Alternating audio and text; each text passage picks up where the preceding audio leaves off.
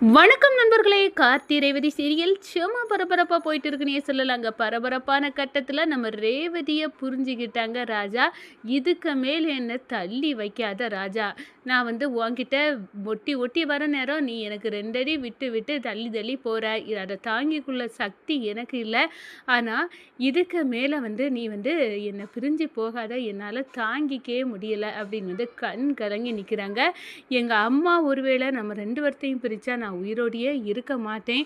அப்படி இருந்தாலும் உன் கூட தான் நான் வருவேன். இங்கே உன்னை விட்டுட்டு நான் தனியாக இங்கே இருக்க மாட்டேன் அப்படின்னு சொல்லி கதறி அழுறாங்க. இதை பார்த்ததும் நம்ம ராஜா கண் கலங்கி இவ்வளோ அன்பு ரேவதி நம்ம மேலே வச்சுருக்கா அப்படின்னு அந்த இடத்துல ரேவதியை அப்படியே கெட்டி பிடிச்சி நம்ம ரேவதியோட ஆசை அதாங்க, ரேவதியை தன்னோட மடியில் படுக்க வச்சு அழகு பார்க்குறாங்க நம்ம ராஜா. அதோட பார்த்தோன்னா தலை தீபாவளி கொண்டாட உங்கள் வீட்டுக்கு போகலாம் அப்படின்னு நம்ம ராஜா கிட்ட ரேவதி கேட்கவும் சரி அப்படின்னு அவங்க மாமியார் வீட்டுக்கு அடி எடுத்து வைக்கிறாங்க நம்ம ரேவதி. அங்கே ரேவதிக்கு அமோகமாக ஆர்த்தி எடுத்து வர வைக்கிறாங்கங்க. அதை வச்சு தான் இந்த வீடியோக்குள்ளே பார்க்க போகிறோம். அதுக்கு முன்னாடி சேனலுக்கு லைக் அண்ட் சப்ஸ்கிரைப் பண்ணுங்கள் ஃப்ரெண்ட்ஸ். பக்கத்தில் இருக்க பெல் ஐக்கானையும் கிளிக் பண்ணுங்கள். அப்போ தான் நான் போடுற ஒவ்வொரு வீடியோவும் நோட்டிஃபிகேஷனாக உங்களுக்கு கிடைக்கும். வாங்க ஃப்ரெண்ட்ஸ் வீடியோக்குள்ளே போகலாம். ஃபஸ்ட்டு எடுத்த உடனே பார்த்தோன்னா சும்மா அதிரடியான பரபரப்பு கட்டந்தாங்க. ரேவதி மொட்டை மாடியில் தனியாக நின்று ஏங்கி ஏங்கி அழுதுட்டு இருக்காங்க. இந்த மயிலை பார்க்குறாங்க. என்ன சகலைக்கும் ரேவதிக்கும் ஏதோ பிரச்சனை இருக்கும் போல், நம்ம பேசி சரி பண்ணலாம். என்ன ரேவதி, எதுக்காக நீ இப்படி அழுதுட்டு இருக்க அப்படின்னு நம்ம ரேவதி கிட்ட நம்ம மயில் கேட்குறாங்க. என்ன மாமா, நானும் என் கணவர் ராஜா கிட்ட நெருங்கி நெருங்கி போகிறேன். ஆனால் அவர் அதை அன்பை புரிஞ்சிக்காமல் அவரும் என்னை விட்டு விட்டு போகிறாரு. இதுக்கு மேலே என்னால் தாங்கிக்கல முடியலை மாமா.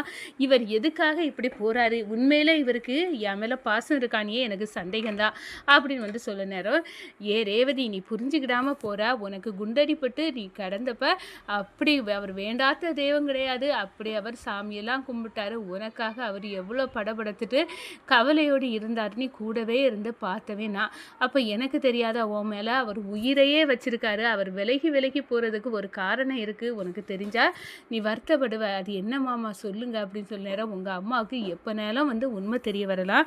ராஜ சேதுபதியோட பேரன் தான் இந்த ராஜா அப்படின்னு தெரிஞ்சுனா கண்டிப்பாக உங்கள் 2 பேர்த்தையும் நம்ம அத்தை உங்கள் அம்மா பிரிச்சிருவாங்க. அப்படி பிரித்து நீங்கள் கஷ்டப்படுறதுக்கு இப்போமே கொஞ்சம் பிரிஞ்சு தனித்தனியாக இருந்தால் என்ன அப்படின்னு நம்ம ராஜா மனசில் ஒரு கேள்வி. அதுக்கு பிறகு ரொம்ப கவலையாயிரும் அப்படின்னு அந்த இடத்துல சொல்கிறாங்க. ஆமாம் ரேவதி, உங்கள் அம்மாவுக்கு ராஜா மேலே சந்தேகம் விசாரிக்க ஆள் எல்லாம் விட்டு பார்த்துட்டு இருக்காங்க. எந்த நேரமும் கண்டிப்பாக உண்மை தெரிய வரும். நீங்கள் ராஜ சேதுபதியோட பேரன் தான் ராஜா அப்படின்னு அந்த நேரம் கண்டிப்பாக உன்னை பிரித்து எடுக்க தான் பார்ப்பாங்க அப்படின்னு சொன்னோடனே நேராக ஓடி போகிறாங்க நம்ம ரேவதி. நம்ம ராஜா கிட்ட போய் ராஜா, நான் புரிஞ்சுக்கிட்டேன். எனக்கு மயில் மாமா எல்லாத்தையும் சொல்லிட்டாங்க. நம்ம 2 பேர்த்தையும் எங்கள் அம்மா பிரிச்சிருவாங்க, நீ தானே நீ பயப்படுற அப்படின்னு அந்த இடத்துல சொல்லிட்டு சொல்கிறாங்க. எங்கள் அம்மா பண்ணினதுலே நல்ல விஷயம்னா நம்ம 2 பேர்த்துக்கும் கல்யாணம் பண்ணி வச்சது தான்.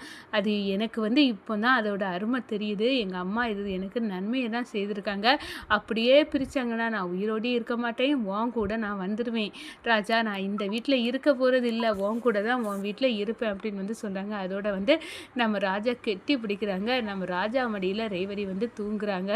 அந்த சைடு பார்த்தா நம்ம ரேவதி அடுத்த நாள் காலையில் சொல்லிடுறாங்க, இந்த பாரு, எப்படியும் நான் உங்கள் வீட்டுக்கு தான் தலை தீபாவளியை கொண்டாடணும் அப்படின்னு விருப்பப்படுறேன் அப்படின்னு சொன்னோன்னே சரி நான் கூட்டிகிட்டு போகிறேன் அப்படின்னு நம்ம ராஜாவும் சொல்லுறாங்க. நம்ம ராஜா உங்கள் அம்மா கிட்ட நான் சொல்லிக்கிட்டு கூட்டிகிட்டு போகிறேன் அப்படின்னு அந்த இடத்துல உங்கள் அம்மா கிட்ட எங்கேயாவது ரேவதி போகணும்னு ஆசைப்படுறா அப்படின்னு பெர்மிஷன் வாங்குறேன் அப்படின்னு அந்த இடத்துல சொல்லிடுறாங்கங்க. அதோட பார்த்தோன்னா நம்ம முத்துவேலு, சிவனாண்டி, காளியம்மா இவங்க எல்லாரும் நம்ம ரேவதி ராஜாவுக்கு தலை தீபாவளிக்கு சாமுண்டேஸ்வரி வாங்கி கொடுத்த மாப்பிள்ளை வெடியில் நாட்டு வெடியை வச்சு நம்ம ராஜாவை பீஸ் பீஸ் ஆக்கணும். அவன் எவ்வளோ நம்மளை அவமானப்படுத்திட்டான், அதுக்கெல்லாம் நம்ம பழி வாங்கணும் அப்படின்னு ஐடியா பண்ணிட்டு இருக்காங்க. அதுக்காக தான் அவங்க நாட்டு வெடியை ஒன்று தயார் பண்ணுறாங்கங்க. பண்ணி நம்ம ராஜாவுக்கு மாப்பிள்ளை வெடியில் இது கண்டிப்பாக வச்சிடணும். அவன் இந்த மாப்பிள்ளை வெடி தான் நினச்சி வெடிப்பான்.